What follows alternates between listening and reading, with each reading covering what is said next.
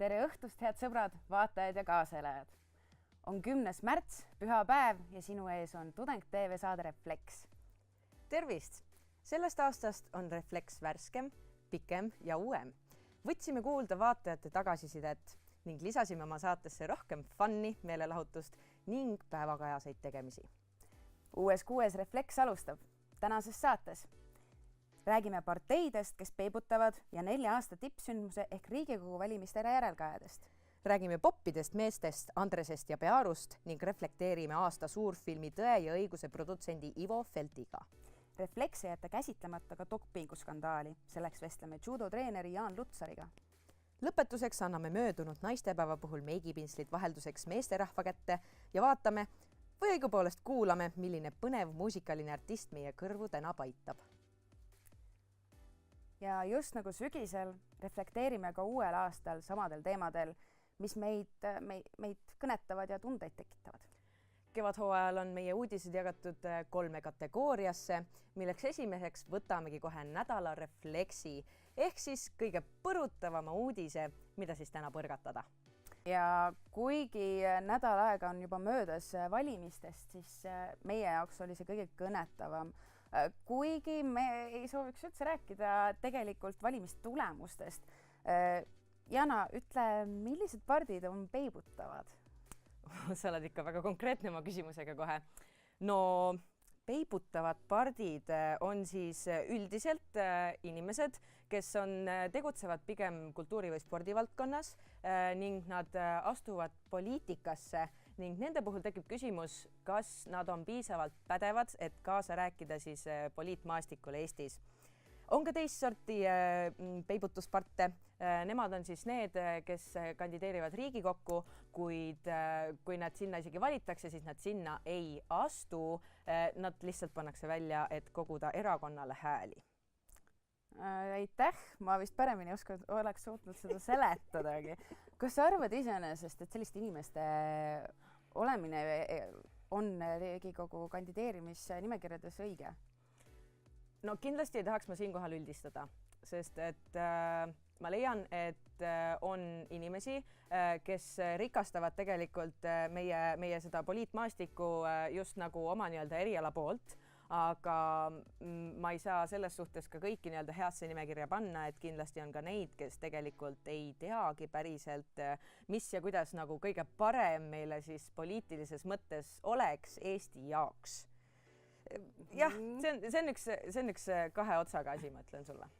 Jah, mina isiklikult ei kiida ka heaks kõiki, kes meil see aasta valimisnimekirjades olid. Ma just mõtlen ka peibutuspartide poolest, et sest seal oli ikkagi nimesid ja isikud, kes ei ole väga elukogenud ja nad on võrdlemisi noored ja siis tekibki minu jaoks küsimus, et aga mida nad siis Riigikogus teeksid, et kui nad ei ole lihtsalt ka elu näinud väga palju, et kas nad on No mul tekkis kohe selle peale küsimus, et kas me ise oleme piisavalt vanad, et üldse selle üle siin spekuleerida siinsamas stuudios. No Riigikokku ma samas ei pürgigi, aga jah, ma arvan, et Riigikogus ei peaks tõesti olema ainult riigiteadlased.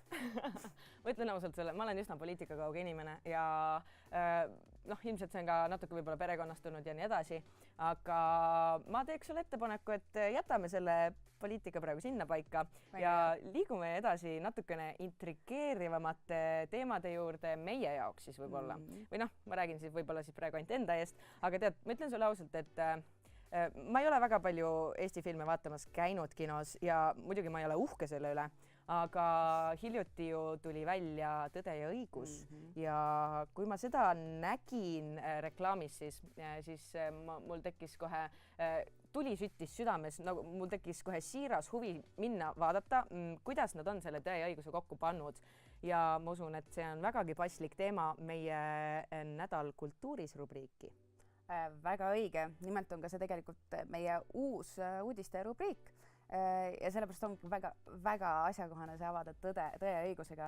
Kas sa oled muidu filmi näinud? Jaa, ma tegelikult käisin alles reedel vaatamas, aga ma ei oleks suutnud paremini ka rahule jääda, et ma olen raamatut lugenud 2 korda, mulle äärmiselt meeldis ja ma veidi skeptiline olin, et kuidas see ilukirjandusklassika ikkagi suudetakse ekraanile tuua, et me hakkame unustama oma juuri, me unustame, kust me tegelikult oleme pärit ja paras aeg oli meenutada seda inimestele, ma arvan, üleüldse, üle Eesti. Jah, meil ju levivad ka igasugused siuksed väljendid nagu näiteks tee töö ja näe vaeva, siis tuleb ka armastus, et et vanemad ikka või vanavanemad on seda nagu öelnud noorest peast niimoodi ja ma ütleks, et see film mingil määral nagu avas seda tausta siis sellele ütlusele, et ometigi me oleme seda kuulnud, aga mida see siis päriselt tähendab seda ja filmis ju tegelikult armastust ju selles suhtes ei tulnudki.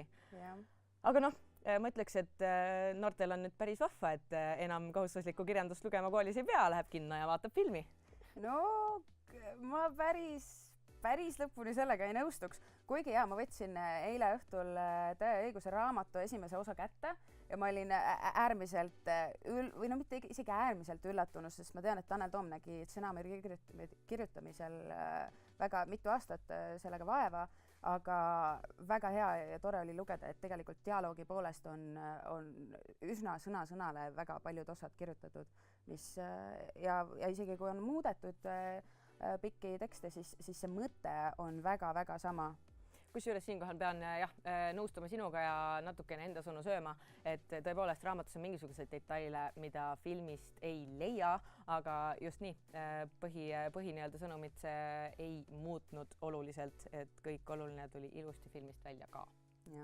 Ja et pikemalt veel sellel teemal peatuda, kutsusime saatesse ka meile väga olulise inimese Tõest ja õigusest rääkima.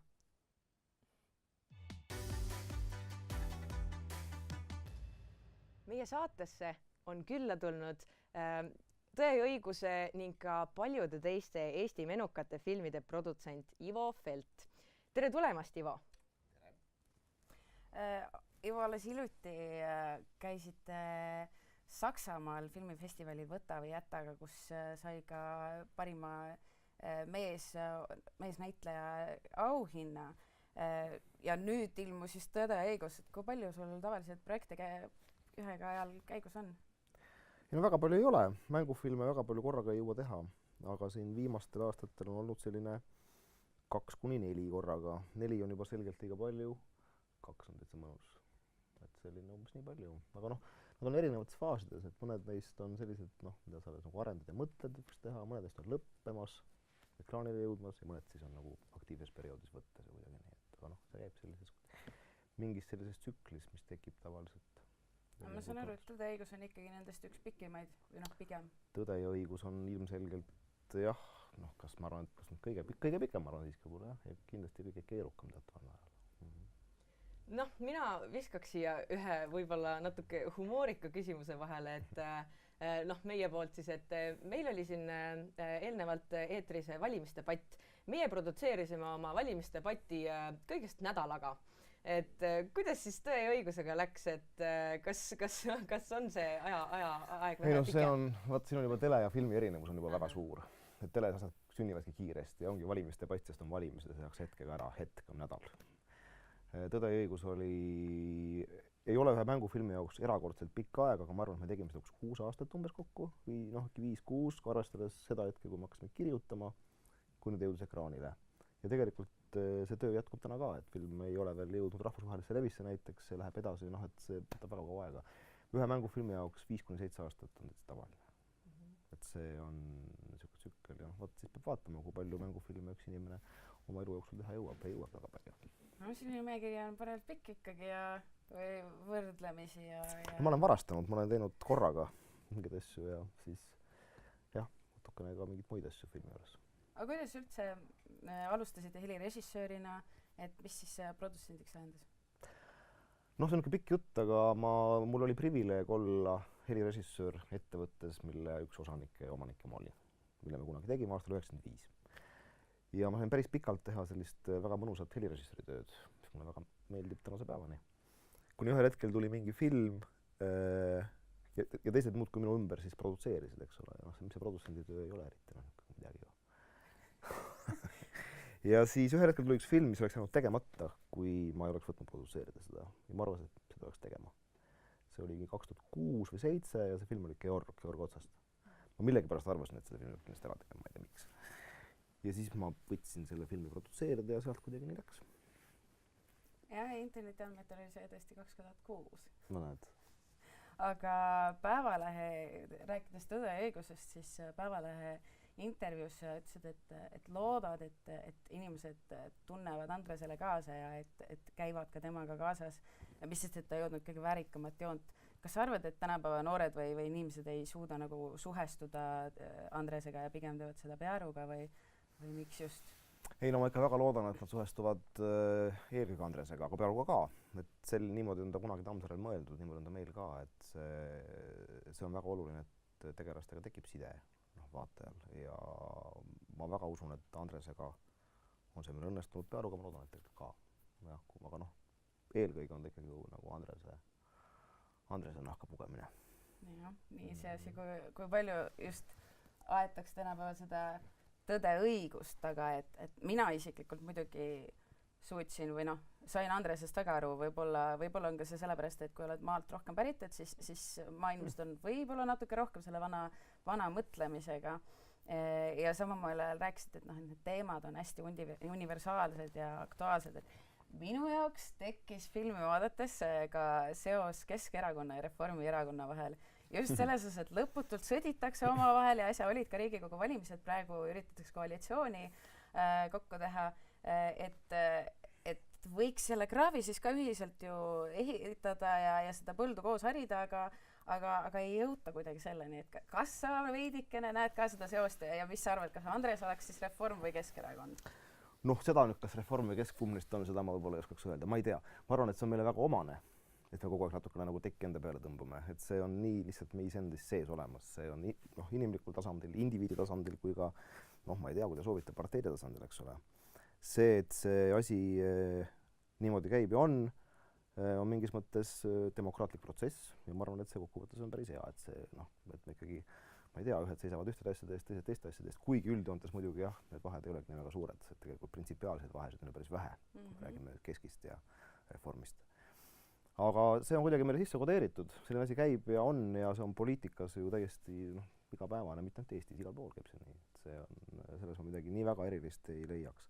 Kumb on nüüd, kui te niimoodi ütlete, et ma ei tea, üks peaks olema Pearu ja teine peaks olema Andres, siis ma selle jätan küll vaatajale välja mõelda.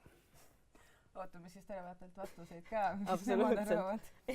Aga minul oleks nüüd selline küsimus, et sa siin enne ütlesid, et veel ei ole rahvusvahelistele kinolinnadele see film jõudnud, aga kui nüüd see kõrval jätta, siis mis järgmiseks? Kas Tõde ja õigus 2?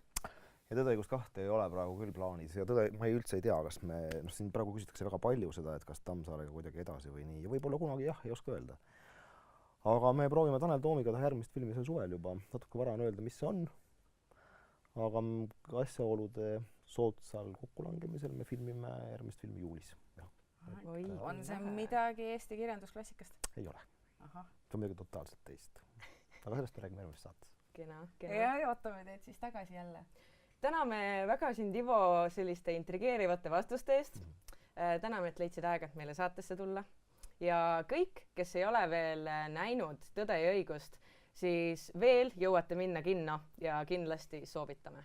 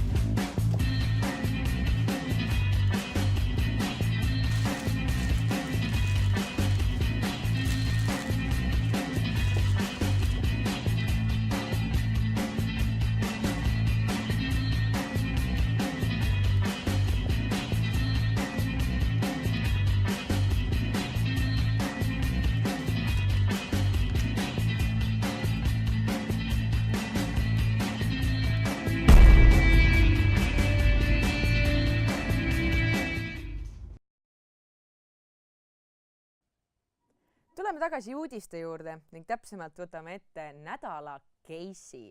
Hilari, mis on meie nädala case?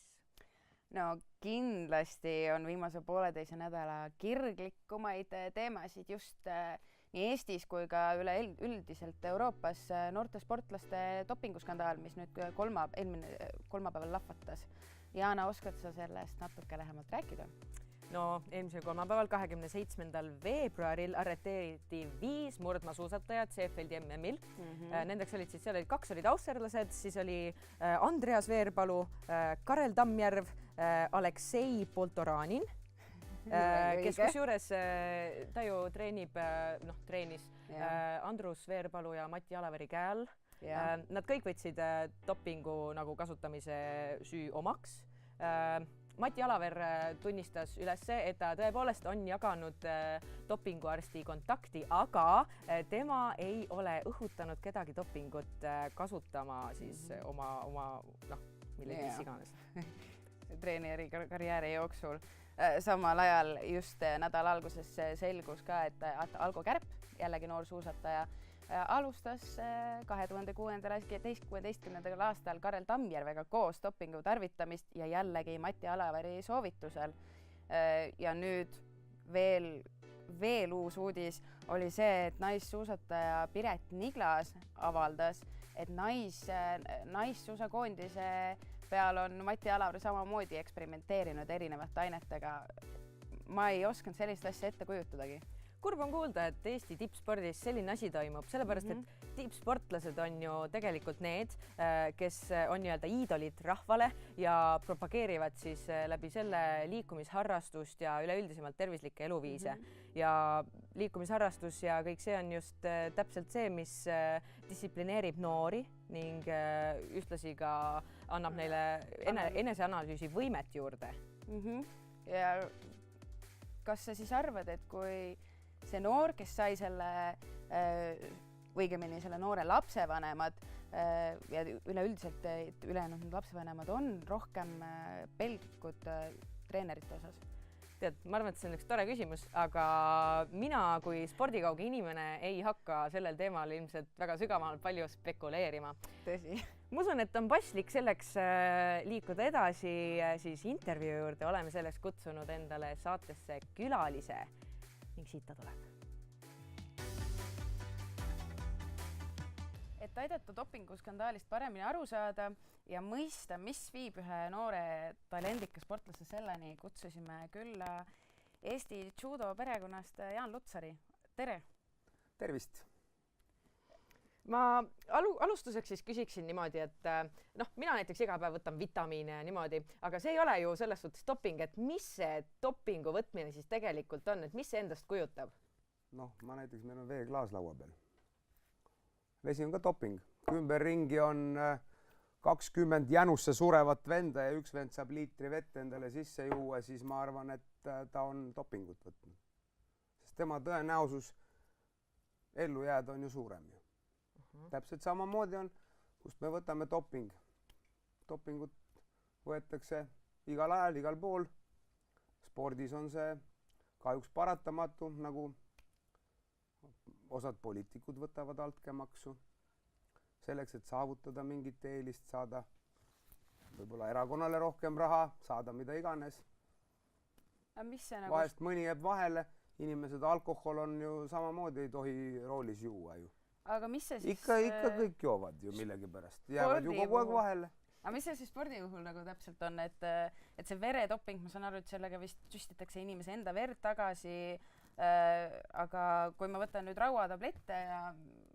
see hemoglobiini tase nagu tõuseb, et nagu kas siis ainult rauatablettide võtmisest ei aita? Ei aita jah, sellepärast, et seal, ütleme niimoodi, et mina ei ole dopingu spetsialist.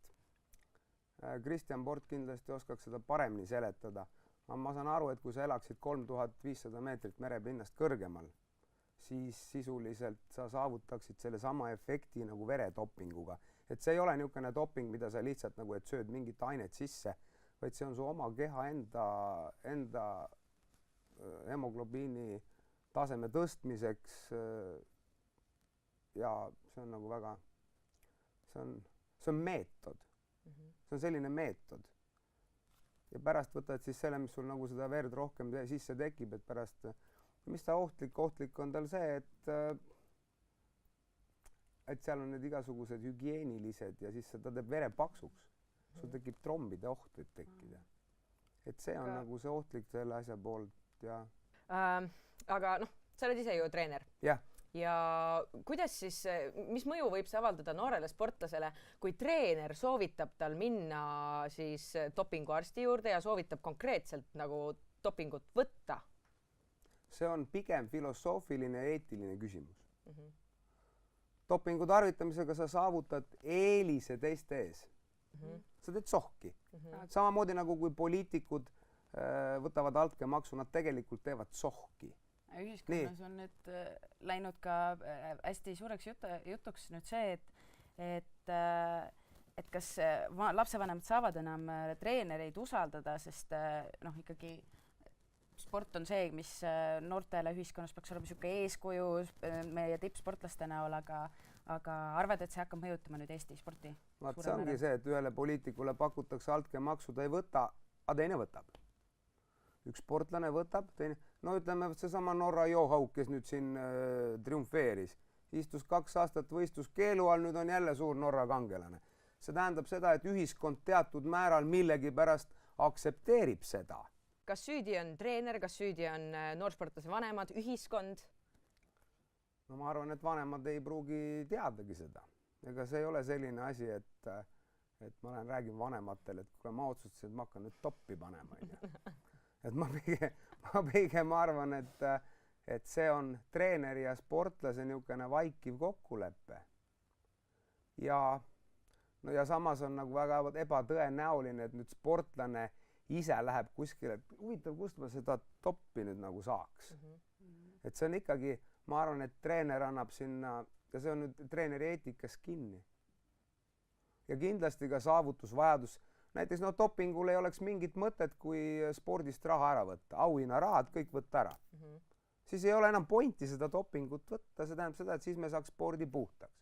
Teine variant, nagu see rattatreener, kes see oli kunagi ütles, et väga hea, võtame jalgratta spordist, võtame nüüd dopingu ära, kui te tahate niisuguseid aeglaseid sõita näha, palun väga, on ju. Aga manna pudru peal 180 kilomeetrit vastu mäge sõita. No. Ma ei tea, kes on proovinud, see on... Ma sõidan mööda Otepää künkaid ja mõtlen, et kuidas see võimalik on. No. Et see on nüüd, jah, kuigi nad kõik löövad rusikaga vastu rinde, et ei, mina panen manna pudru peal, on ju. Siis see on, okei, on olemas taastumisvahendid, mis on lubatud, aga sisuliselt dopingus on alati kõigepealt, no see on nagu... Eks see on tõenäoliselt aktuaalne teema ka edaspidi, et väga palju, ma saan aru, on veel välja tulemata infot. No eks seda tuleb aina iga päev ja tegu on väga intrigeeriva valdkonnaga üleüldse. Aga suur aitäh sulle tulemast ja seletamast meile natukene dopingu ja üldiselt selle tagamaid. Sulle soovime ka dopinguvaba karjääri jätku. Jah, ma väga tänan seda. Ja ühtlasi ma usun, et oleme tänaseks dopingu teema võime otsad kokku tõmmata. Tuleme tagasi selle nädala olulisema tähtpäeva juurde ja kui te nüüd arvate, et räägime vastlavast, siis see on aus eksivus, aga meie jaoks kõige olulisem oli ikkagi reedene naistepäev, mis on natuke lihtsalt kõrgema kaliibri teema. Naistele ja just eriti neile, kes peavad teleekraanil esinema, ei ole üldse võõras igapäevane meikimine sadade potsikute ja pintslitega. Ja kusjuures meikimine võib võtta sel juhul isegi terve tunni naise päevast. Ja meestel ei ole sellest õrna aimugi, mida võib isegi naturaalse imestuse saavutamine võtta sul nimelt aja poolest, kui ka lõpuks, kui palju maksab kogu meigi vidinad. Ja nüüd vaatame oma eksperimendi klipikeses järgi, mis juhtub siis, kui panna mees naise rolli. Naistepäeva nädal võiks olla ikka selline, kus naised ei pea mitte midagi tegema. Mehed teevad kõik asjad naiste eest ära, muu hulgas ka naistel meiki. Kus ma võiks alustada? Mõtle, ma tunnen, et ta on ikkagi siuke paks ja kleepu. No see näeb välja natuke nagu suur. No. See siis varjutab su silma kuidagi. Nii palju ka seda nüüd vaja ei ole. Teeksin rohkem äkki värvilisemaks. see on ikka kõige parem värv. Oi, nüüd läks mööda natuke. Niimoodi see on. Ma ei, oi. Kuhu see käib? Äkki ma panen natuke põskadele seda lugenud hoopis. Siia. Et nina otsa peale pannakse küll midagi, aga... Midagi muud. Pann kaela peale ka. Aitäh! Nüüd vaataks ennast hea meelega peeglist ka. Palun. Mul on ainult areneda. Enamik mehi tõenäoliselt ei oleks julgenud seda väljakutset vastu võtta, nii et täname mehi nende pingutuste eest.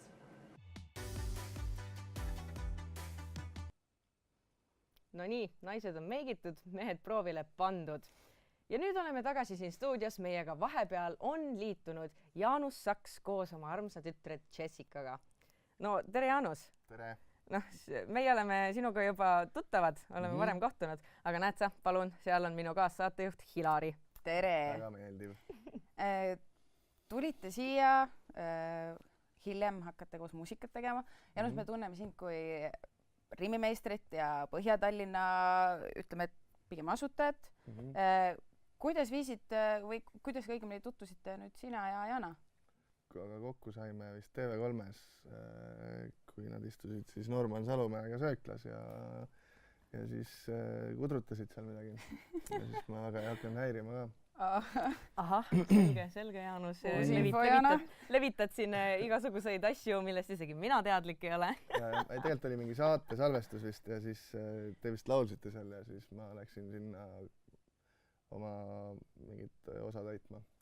Ja siis täideti see Armastame Eestit ja Armastame Eestit ja mingi saade. Nii oli, jah.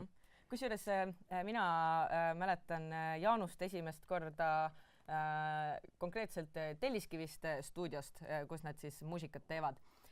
Ja ma mäletan, ma astusin sinna sisse ja siis ma isegi ei teadnud, kelle stuudio see on või kes seal tegutseb, mis see on.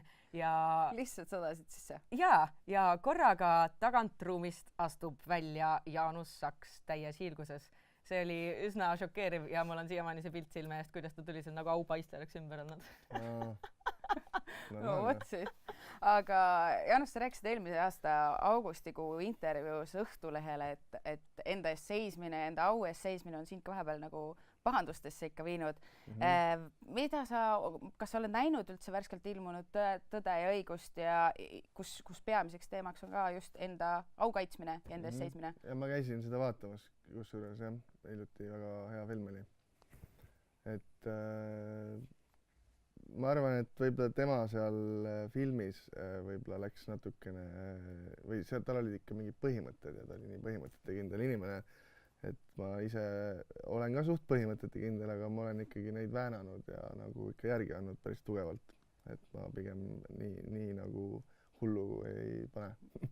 Jah, ja kas põhimõtete alla kuulus ka ühe gängi loomine? Ma nüüd Jaana käest ka küsiksin, et kas sina tead, mis on selle gängi nimi, mille Jaanus lõi? Ja kõige esimesena siis või? Tead, ausalt öeldes siinkohal, Hilari, sa paned mind piinlikusse olukorda, kus ma pean ütlema, et vastust sellele küsimusele mina anda ei oska. Tahad sa ise anda selle? No, kui ma eeldan, et äkki on jutt sellest GCP Kingsist või? Jaa, just. Nüüd sa tead siis ja välja kirjutatuna siis Ghetto City Pelgu Kings ehk siis Pelgu linna Aguli kuningad. Aga järgmine küsimus Jaanus sulle Jaana kohta, et mis aastal oli, kui Jaana Superstaari saates käis?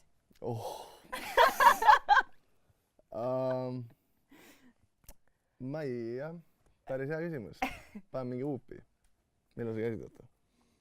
No, mina tean. Jah. See võis olla mingi 2013. No peaaegu. Tegu oli 2015 aastaga. 2 aastat. Enam-vähem. See on nii vähe. Nii et siis lavapartnerid nagu väga suurepäraselt üksteisest ei tea. Selline siis meie saade täna saigi.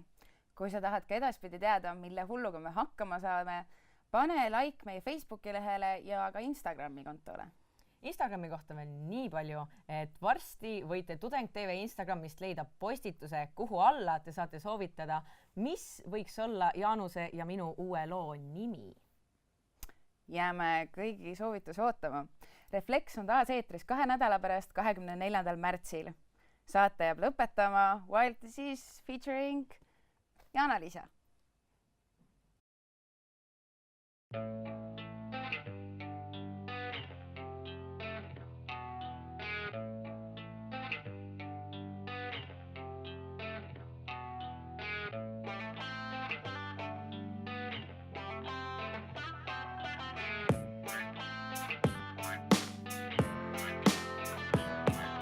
See kõik, mis purunenud käes, neid kilde enam ei liimi, kuid nendest põhjustatud haavad paranevad siiski. Kõik, mis vajame, on aeg, et matta emotsioonid. Ma tunnen, et see aeg on sama pikk kui see, mis oli, et jälle hooliks, et tervikuks saaks jälle poolik. Meelde jätan kerge, kui unustada proovid. Kõik, mis juhtub me elus, ei hoiata end ette, kuid see elu, mida elad, oled planeerinud ju ette. Kui jalad kaovad alt, pead õppima uuesti käima. Reaktsioonist jooksed tagasi, kuni ring jälle täis saab ja jalad kaovad alt, tõused uuesti püsti, jooksed seekord edasi nagu põgeneks jäänud üksi.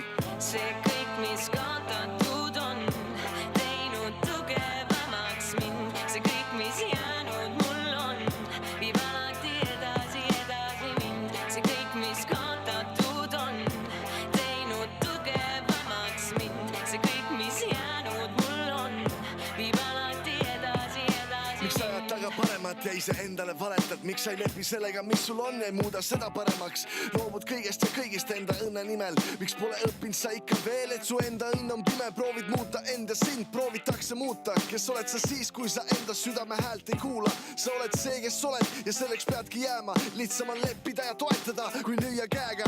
Miks murdud alati, kui tunned enda ümber mõõna? Miks otsid midagi, mis jääb alati sulle võõraks? Miks elad maailmas, kuhu päriselt ei kuulu? Miks teised annavad sul nõu, nagu sul oleks miskit puudu? See kõik, mis kaotatud on, teinud tugevamaks mind. See kõik, mis jäänud mul on, viib alati edasi mind. See kõik, mis kaotatud on, teinud tugevamaks mind. See kõik, mis jäänud mul on, viib alati edasi mind. See kõik, mis kaotatud on, teinud tugevamaks mind. See kõik, mis jäänud mul on, viib alati edasi Vastad lahti kõrval teisi ja ei näe ise ennast. Trambid kõiki muuta, et ise kõrgemalt lendaks. Ettekujutus on suur, et tõega leppida ei oska. Valedega päästad päeva, kuid ka need saavad otsa. Kõik, mis alles soovisin, et sa oleks saanud aru, et täna ma peab inimest, kui ta teinud on, mis palud. See kõik, mis kaotatud